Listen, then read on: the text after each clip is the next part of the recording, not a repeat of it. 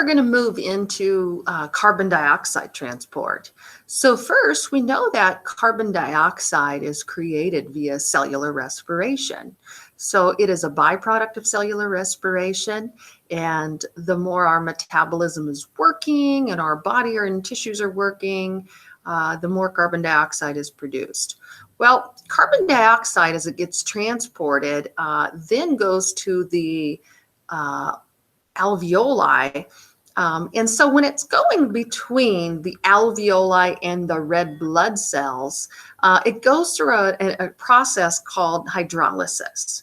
And that is where it combines with the water in our body, and via carbonic acid, it then disassociates into hydrogen ions and bicarbonate ions.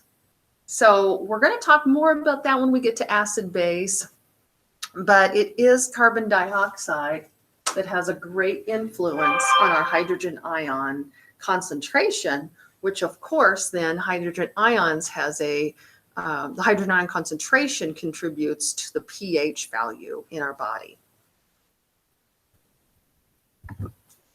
So carbon dioxide gets produced in our tissues at approximately 200 milliliters of carbon dioxide per minute. And we said again, our oxygen uptakes about 250 milliliters of oxygen per minute. So if you think about that's called our respiratory quotient. So we did talk very briefly about the respiratory quotient when we talked about the ideal alveolar oxygen equation. So that is where we multiplied our carbon dioxide level times 1.25. And the reason we wanted to do that factor in the equation is because that kind of makes it equivalent, and that kind of makes it eligible to quantify the oxygen that's in our alveoli. So carbon dioxide is actually transported in 6 different ways. Now, it's still dissolved in plasma and attached to the red blood cell. But it's just a little bit different molecule, so it travels different ways. So when we're talking about it being dissolved in our plasma, we're talking about it bound to an amino group, so bound to a protein. We're talking about it attached to a dissolved bicarbonate. And once again, it's through this hydrolysis equation. And then just freely dissolved in our blood plasma. And so when it's just dissolved freely in plasma, that's how we actually measure it via the PaCO2 by taking an arterial blood sample. So when we look at the PaO2 or the PaCO2, we're talking about the amount of blood in either arterial blood or our venous blood, but that is actually dissolved. So exactly like oxygen, even though that's a smaller amount of the way it is transported, it's a good global snapshot or indicator, and it's an easy way to actually measure it and see how much is being carried through our body. More carbon dioxide is transported in the red blood cells, similar to oxygen. So it's dissolved in carbon dioxide in the intracellular fluid. So not necessarily attached to the red blood cell, but in the red blood cell, but in the interstitial fluid. It's also combines with something called a carbaminohemoglobin. So it's also another protein that it binds with.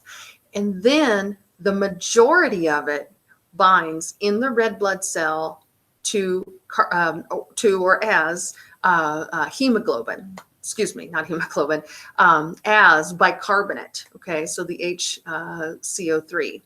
So that is 63% of it is transported from the tissues to the lungs on the bicarbonate ion.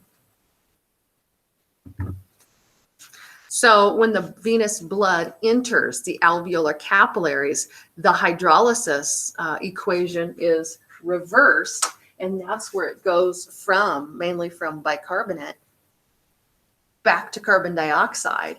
And that's when, via the process of ventilation, our bodies are able to exhale and get rid of all that carbon dioxide. So this process does continue until equilibrium is reached.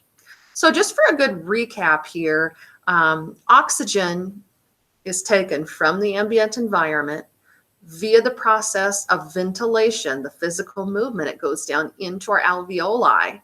It then diffuses across the alveolar capillary membrane, mainly attaches to the red blood cells, gets taken to all the organs such as our liver and our kidneys, where they uptake approximately 25% of the total amount available. At that point, and in quantification, that's about 250 milliliters per minute. The organs themselves, based on their metabolism, produce approximately 200 mils per minute of carbon dioxide, where that also attaches mainly to the red blood cell, gets carried back as carbon dioxide, and it diffuses across the alveolar capillary membrane, and via the process of ventilation, it gets exhaled out of the body.